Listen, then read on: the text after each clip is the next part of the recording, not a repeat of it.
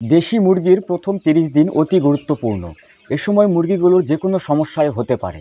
এক্ষেত্রে আমি আপনাদের এমন কিছু ওষুধের কথা বলবো, আর আপনারা যদি এসব ওষুধ সঠিক নিয়মে এবং সঠিক সময়ে ব্যবহার করতে পারেন, তাহলে মুরগিগুলোর কোনোই সমস্যা হবে না ইনশাআল্লাহ। মুরগির বাচ্চার প্রথম 10 দিন অতি গুরুত্বপূর্ণ।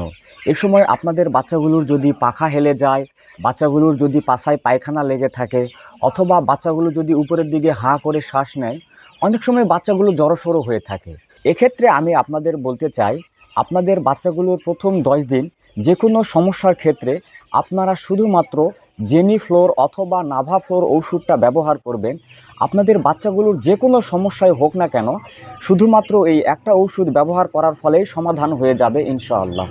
তো এই ওষুধ ব্যবহারের সঠিক নিয়ম আমি ভিডিওর শেষে বলে দিব, আপনারা অবশ্যই সঠিক নিয়ম জেনে নেবেন। আর আপনারা যদি সঠিক নিয়ম জেনে নেন, তাহলে আপনাদের বাচ্চাগুলোর যে কোনো সমস্যার ক্ষেত্রেই এই ওষুধটি ব্যবহার করলে সব সমস্যার সমাধান হয়ে যাবে। আমাদের মুরগিগুলোর বয়স যখন 10 থেকে 15 দিন, তখন অবশ্যই আমরা মুরগিগুলোকে ঠান্ডা রোগের ওষুধ খাওয়াবো। কারণ মুরগিগুলোর বয়স যখন 10 থেকে 15 দিন হয়, তখন মুরগির শরীরে ঠান্ডা রোগের জীবাণু কিছু পরিমাণে প্রবেশ করতে পারে। আর এসব জীবাণু যেন বেশি মাত্রায় আকার ধারণ করতে না পারে, সেজন্য আমরা প্রথম অবস্থায় জীবাণুগুলোকে ধ্বংস করে দেওয়ার জন্য ঠান্ডা রোগের ঔষধ ব্যবহার করব। এক্ষেত্রে আমরা ঔষধ হিসাবে ব্যবহার করতে পারি মাইক্রোনিড এবং ডক্সিভেট। এ সময় যদি আমরা মাইক্রোনিড এবং ডক্সিভেট ঔষধ ব্যবহার করি, তাহলে মুরগির শরীরে যেই 20% বা 30% ঠান্ডা রোগের জীবাণু প্রবেশ করেছিল, এগুলো ধ্বংস হয়ে যাবে। যার ফলে পরবর্তীতে মুরগিগুলো ঠান্ডা রোগ হওয়ার সম্ভাবনা থাকে না বললেই চলে, বা ঠান্ডা রোগ হয় না। পাশাপাশি আমাদের মুরগিগুলোর বয়স যখন 18 থেকে 30 দিন, এ সময় মুরগিগুলোর গাম্বুরা হওয়ার সম্ভাবনা প্রায় 90% থাকে। এক্ষেত্রে আমি আপনাদের বলতে চাই, আপনারা যদি দেশি মুরগি, টাইগার মুরগি অথবা আপনারা যদি ব্রয়লার মুরগিও পালন করে থাকেন, 18 থেকে 30 দিন এ সময় মুরগিগুলোর গাম্বুরা হওয়ার সম্ভাবনা অনেক পরিমাণে বেশি থাকে। এক্ষেত্রে আমাদের মুরগিগুলোর যেন গাম্বুরা রোগ না হয়, সেজন্য আমরা প্রতিরোধক হিসাবে কিছু ঔষধ ব্যবহার করতে পারি।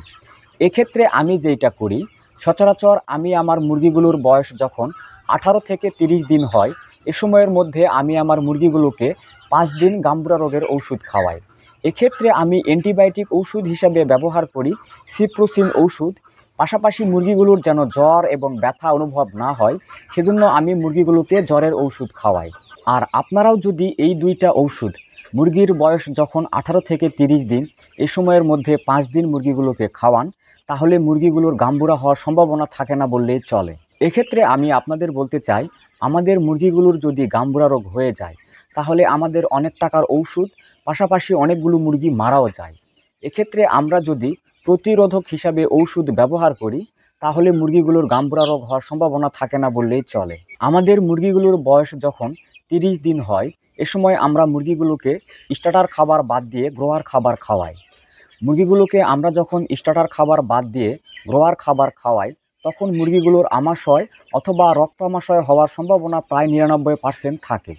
এক্ষেত্রে আমি আপনাদের বলতে চাই, আপনারা যখন মুরগিগুলোকে স্টার্টার খাবার বাদ দিয়ে গ্রোয়ার খাবার খাওয়াবেন, তখন আপনাদের মুরগিগুলোর যেন আমাশয় বা রক্ত আমাশয় না হয়, সেজন্য আপনারা অ্যাম্প্রোলিয়াম ওষুধ খাওয়াতে পারেন।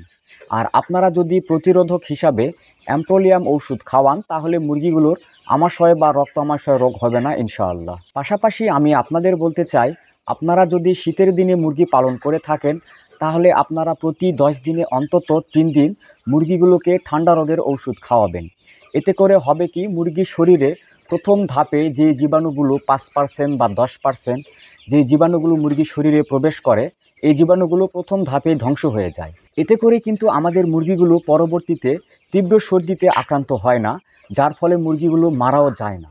নাভাফ্লোর অথবা জেনিফ্লোর ওষুধ ব্যবহারের নিয়ম, যেহেতু এটি একটি অ্যান্টিবায়োটিক ওষুধ, এই ওষুধটি ব্যবহার করতে হয় 3 থেকে 5 দিন।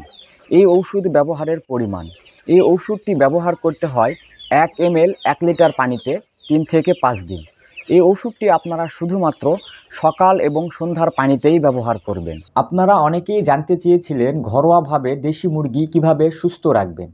এক্ষেত্রে আপনারা অনেকেই জানতে চেয়েছিলেন আদা, রসুন, পেঁয়াজ এসব কিভাবে খাওয়ালে মুরগি সুস্থ থাকবে।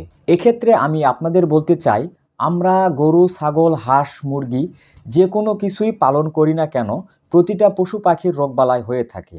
আর এসব পশু পাখির যদি রোগবালাই হয়ে থাকে তাহলে এদের সঠিক ঔষধ ব্যবহার করতে হয়।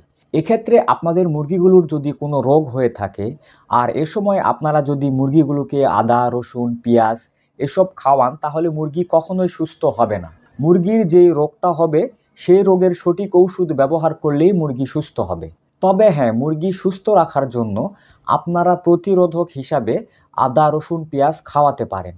তবে এসব খাওয়ালে যে মুরগির রোগ হবে না, এটা সম্পূর্ণ মিথ্যা কথা। কোথাও কোনো তথ্যগত ভুল কিংবা আপনাদের কোনো মতামত থাকলে অবশ্যই কমেন্টসে জানাবেন।